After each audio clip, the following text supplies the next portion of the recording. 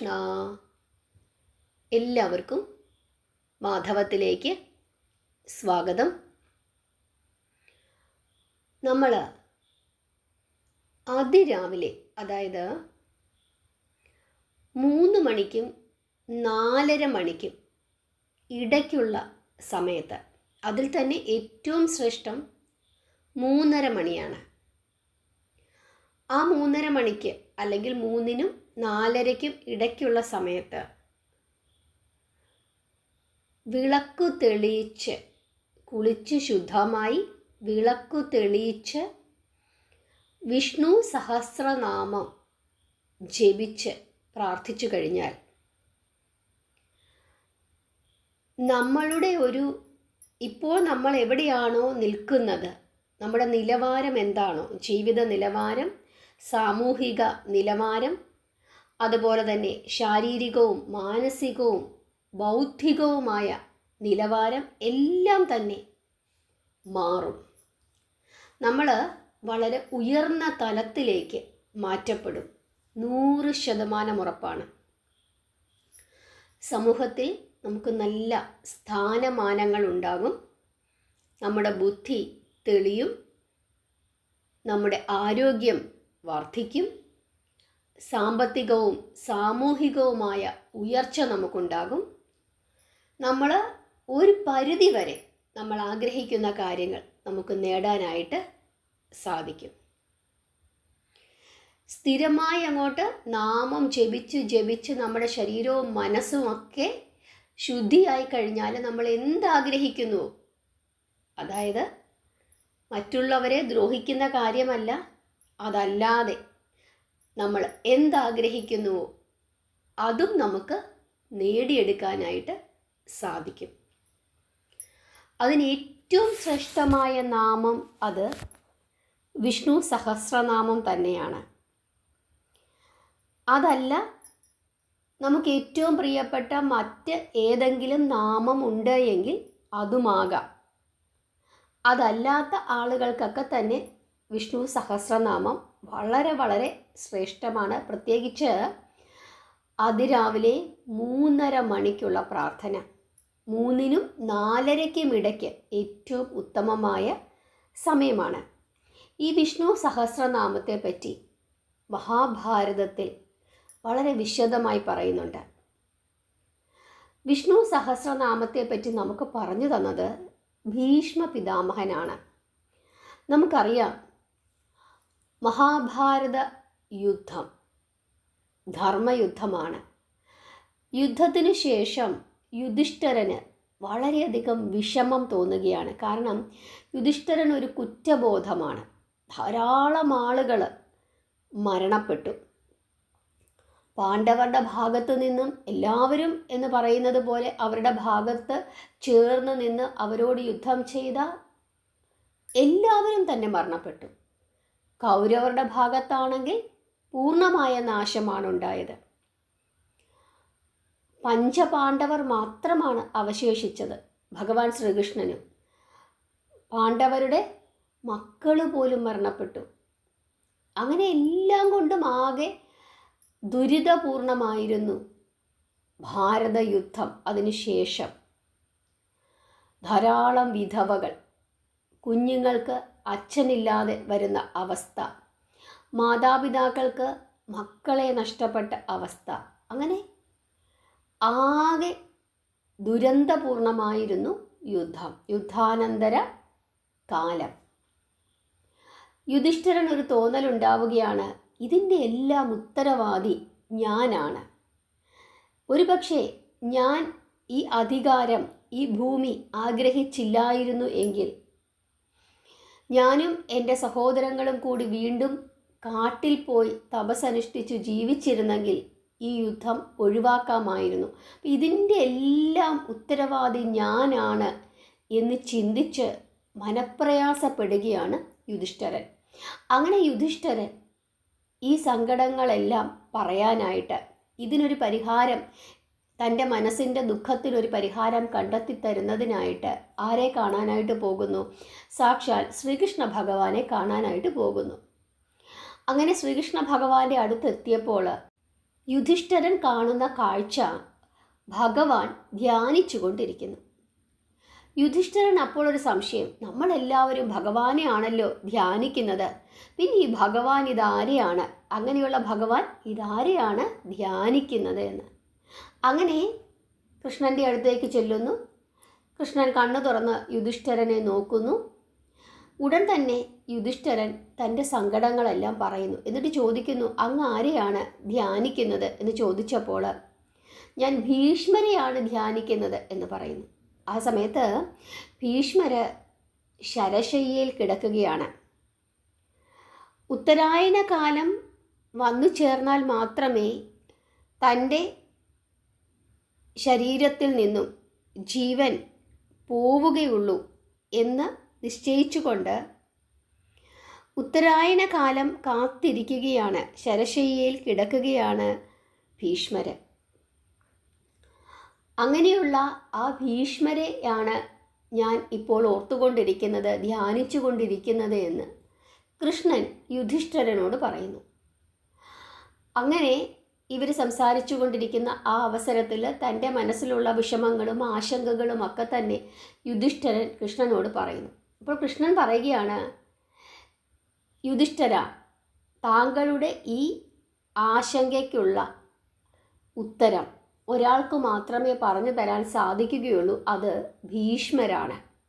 നമുക്കെല്ലാവർക്കും കൂടി അങ്ങോട്ടേക്ക് പോകാം എന്ന് പറഞ്ഞുകൊണ്ട് കൃഷ്ണനും പാണ്ഡവരും അതുപോലെ തന്നെ സാത്യകി, യുയുത്സു, കൃപര് ഇങ്ങനെയുള്ള കുറച്ച് ആളുകളെല്ലാവരും കൂടി ചേർന്ന് ഭീഷ്മ പിതാമഹനെ കാണാനായിട്ട് പോകുന്നു. അപ്പോൾ ഭീഷ്മരിങ്ങനെ ശരശയ്യയിൽ കിടക്കുകയാണ്.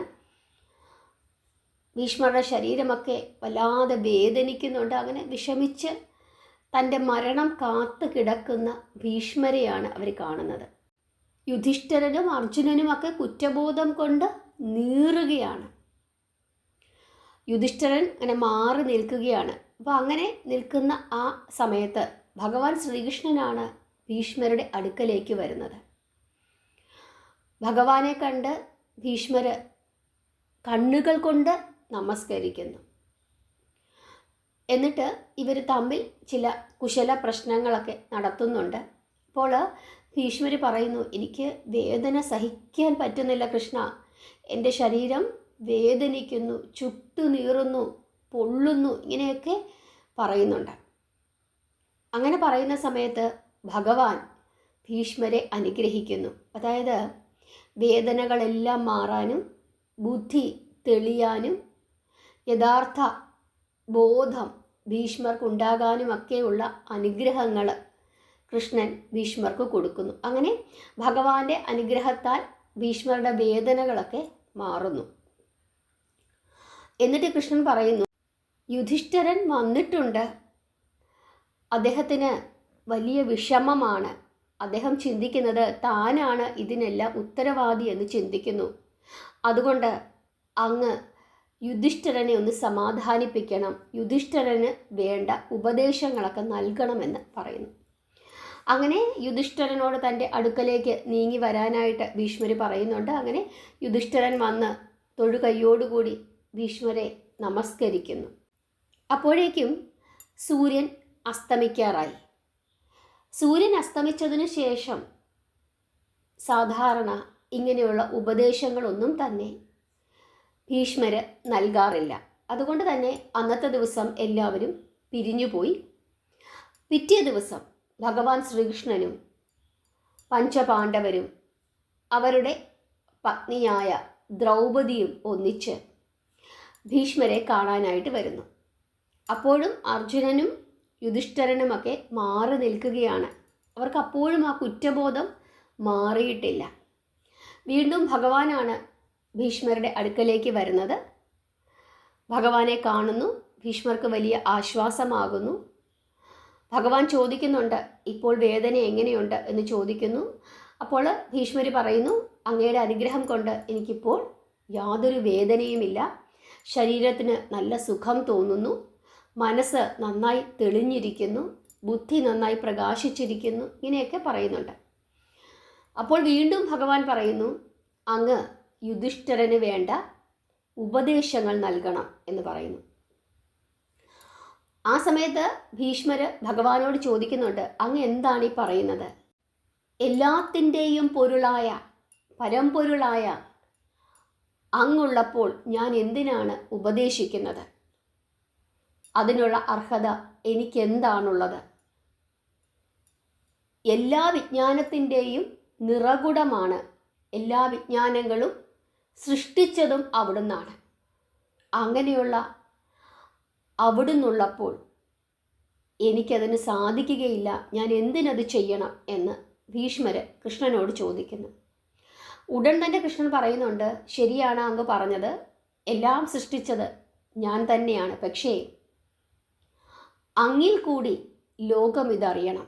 അതിനു വേണ്ടിയിട്ടാണ് അങ്ങയോട് ഞാനിത് പറയുന്നത് എന്ന് പറഞ്ഞിട്ട് ഭഗവാൻ ശ്രീകൃഷ്ണൻ തൻ്റെ വിശ്വരൂപം ഭീഷ്മർക്ക് കാണിച്ചു കൊടുക്കുന്നു.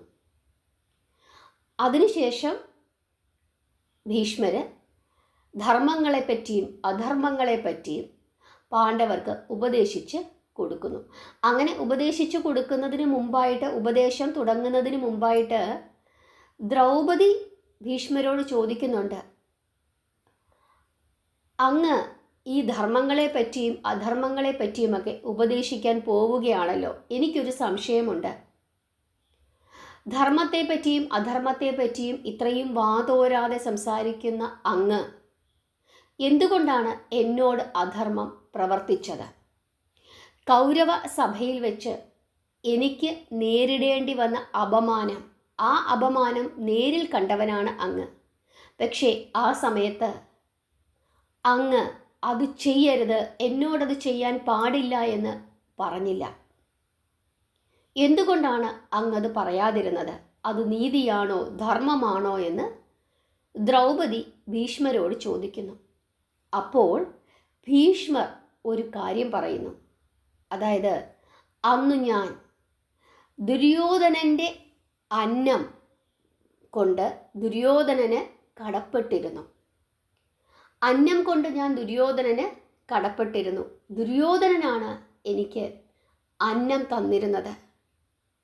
അതുകൊണ്ട് ആ സമയത്ത് ദുര്യോധനനെ തള്ളിക്കളയാൻ എനിക്ക് സാധ്യമാകുമായിരുന്നില്ല. ഇതാണ് പറഞ്ഞത്. ഇപ്പോൾ എൻ്റെ രക്തമെല്ലാം വാർന്നു പോയിരിക്കുന്നു. ഇന്നെനിക്ക് ആരോടും കടപ്പാടില്ല. ഇപ്പോൾ എൻ്റെ ബുദ്ധി തെളിഞ്ഞിരിക്കുന്നു. ഇങ്ങനെ ഭീഷ്മർ ദ്രൗപദിയോട് പറയുന്നു. അതായത്, നമ്മൾ ആരോട് കൂടിയാണോ സഹവസിക്കുന്നത്, ആ സമയത്ത് ദുഷ്ടൻ്റെ കൂടെ നമ്മൾ സഹവസിക്കുകയാണെങ്കിൽ, ദുഷ്ടനോട് ചേർന്നിരിക്കുകയാണെങ്കിൽ, നമ്മളും അവൻ്റെ ദുഷ്ടത്തരങ്ങൾക്ക് ഇരയാകും. അവൻ്റെ ദുഷ്ടത്തരത്തിനോട് ചേർന്ന് നിൽക്കേണ്ടി വരും നമ്മളും. കഴിക്കുന്ന ഭക്ഷണത്തിന് പോലും ഇങ്ങനെയുള്ള കാര്യങ്ങളുണ്ട്. അതുകൊണ്ടാണ് സാത്വികമായ ആഹാരം അല്ലെങ്കിൽ രജസ ഗുണമുള്ള ആഹാരം എന്നൊക്കെ പറഞ്ഞ് നമ്മൾ ആഹാരത്തെ പോലും തരം തിരിച്ചിരിക്കുന്നത്. ഏത് ആഹാരമാണോ നമ്മൾ കഴിക്കുന്നത്, ആരുടെ കൂടെയാണോ നമ്മൾ സഹവസിക്കുന്നത്, അതൊക്കെ നമ്മുടെ ചിന്തകളെയും നമ്മുടെ ജീവിതത്തെയും ബാധിക്കും എന്നുള്ളതിൻ്റെ ഒരു തെളിവാണ് ഇവിടെ ഭീഷ്മർ പറഞ്ഞത്. അതിനുശേഷം പാണ്ഡവർക്ക് ധർമ്മത്തെപ്പറ്റിയും അധർമ്മത്തെപ്പറ്റിയുമൊക്കെ വളരെ വിശദമായി തന്നെ ഭീഷ്മർ പറഞ്ഞു കൊടുക്കുന്നു. എല്ലാം കേട്ട് കഴിഞ്ഞപ്പോൾ അർജുനൻ ഭീഷ്മരോട് ചോദിക്കുന്നുണ്ട്, അങ്ങ് പറഞ്ഞ ധർമ്മങ്ങൾ ആ രീതിയിൽ തന്നെ അനുഷ്ഠിക്കുവാൻ വളരെ പ്രയാസമാണ്. ഇനി അഥവാ ആ ധർമ്മങ്ങളൊക്കെ നമ്മൾ അനുഷ്ഠിച്ചാലും ഒരുപക്ഷെ തെറ്റുകൾ സംഭവിക്കാം. അതുകൊണ്ട് അങ്ങൊരു ലളിതമായ മാർഗം പറഞ്ഞു തരൂ എന്ന് പറയുന്നു. ആ സമയത്ത് ഭീഷ്മർ പറഞ്ഞു കൊടുക്കുന്നുണ്ട് പാണ്ഡവർക്ക്. എന്താണ്? നിങ്ങൾക്ക് ഞാൻ പറഞ്ഞു തന്ന കാര്യങ്ങളൊന്നും തന്നെ ഒരു പക്ഷേ അനുഷ്ഠിക്കുവാൻ സാധിച്ചില്ല എങ്കിലും നിങ്ങൾ ഒരു കാര്യം ചെയ്യുക. ആ ഒരൊറ്റ കാര്യം ചെയ്താൽ നിങ്ങളിനി 1000 കാര്യങ്ങൾ, ഞാൻ പറഞ്ഞു തന്ന 1000 കാര്യങ്ങളും, അല്ലെങ്കിൽ ഞാൻ എത്ര കാര്യങ്ങൾ പറഞ്ഞു തന്നിട്ടുണ്ടോ അത്രയും കാര്യങ്ങൾ അനുഷ്ഠിക്കുന്നതിലും ഫലം ലഭിക്കും. കാരണം ഞാനിനി പറയാൻ പോകുന്നത് ഞാനിപ്പോൾ പറഞ്ഞു തന്ന ഈ കാര്യങ്ങളെക്കാൾ, ഈ ഉപദേശങ്ങളെക്കാൾ ശ്രേഷ്ഠമായ ഒരു കാര്യമാണ്. ആ ഒരൊറ്റ കാര്യം നിങ്ങൾ ചെയ്താൽ മതി, എല്ലാ പുണ്യങ്ങളും നിങ്ങൾക്ക് ലഭിക്കും, നിങ്ങൾ എല്ലാ പാപങ്ങളിൽ നിന്നും മോചിതരാകും എന്ന് പറഞ്ഞിട്ട് പാണ്ഡവർക്ക് ഉപദേശിച്ചു കൊടുക്കുന്നു. എന്ത്? വിഷ്ണു സഹസ്രനാമം. വിഷ്ണു സഹസ്രനാമം ജപിക്കുക, നിത്യേന ജപിക്കുക. ജപിച്ചാൽ സകല പാപങ്ങളിൽ നിന്നും മോചനം നേടും എന്ന് മാത്രമല്ല, ഈശ്വരൻ നമ്മുടെ ഉള്ളിൽ വസിക്കും. ഈശ്വരൻ നമ്മുടെ ഉള്ളിൽ വസിച്ചാൽ നമുക്ക് നേടാൻ സാധിക്കാത്തതായി ഒന്നുമില്ല എന്ന് ഭീഷ്മ പിതാമഹൻ പാണ്ഡവർക്ക് ഉപദേശിച്ച് കൊടുക്കുന്നു. അപ്പോൾ വിഷ്ണു സഹസ്രനാമം ഉപദേശിച്ചു കൊടുത്തത് ഭീഷ്മരാണ്, പാണ്ഡവർക്കാണ് അത് ഉപദേശിച്ച് കൊടുത്തത്.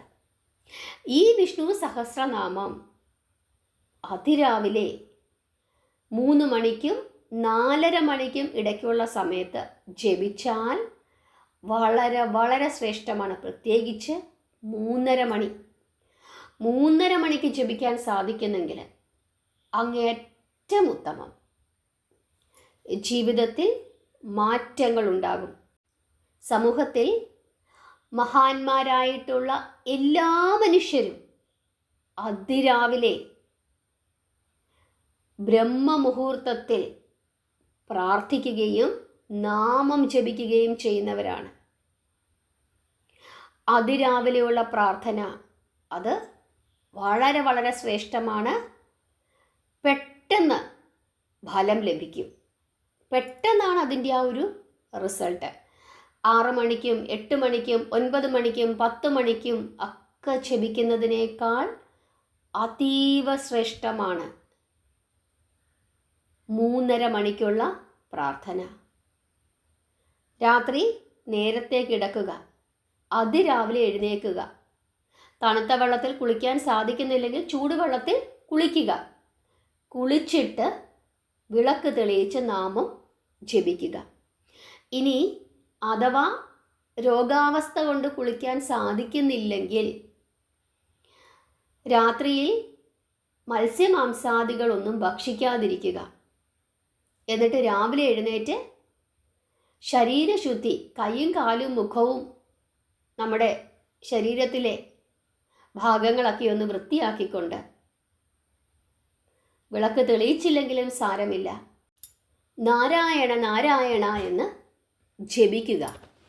വിഷ്ണു സഹസ്രനാമം ജപിക്കുവാൻ കുളിച്ച് ശരീരശുദ്ധി വരുത്തണം, വിളക്ക് തെളിയിക്കണം. ഒരു പായ അല്ലെങ്കിൽ ഒരു തുണിയെങ്കിലും വിരിച്ച് അല്ലെങ്കിൽ ഒരു പലകയെങ്കിലും ഇട്ട് അതിൻ്റെ പുറത്തിരുന്ന് വേണം ജപിക്കാൻ. വെറും നിലത്തിരുന്ന് ജപിക്കരുത്.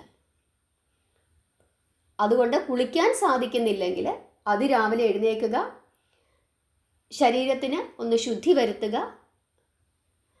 അതിനുശേഷം നാരായണ നാരായണ എന്ന് ജപിക്കുക. അല്ലെങ്കിൽ ഹരേ കൃഷ്ണ എന്ന മഹാമന്ത്രം, അത് വളരെ ശ്രേഷ്ഠമാണ്. ആ നാമം ജപിക്കുക. മാറ്റമുണ്ടാകും. 100% ഉറപ്പാണ്. 100% ഉറപ്പാണ്. ഒന്ന് ചെയ്തു നോക്കൂ. എല്ലാവർക്കും മനസ്സിലായി എന്ന് വിശ്വസിക്കുന്നു. നാമം ജപിക്കുക, പ്രാർത്ഥിക്കുക. ഹരേ കൃഷ്ണ.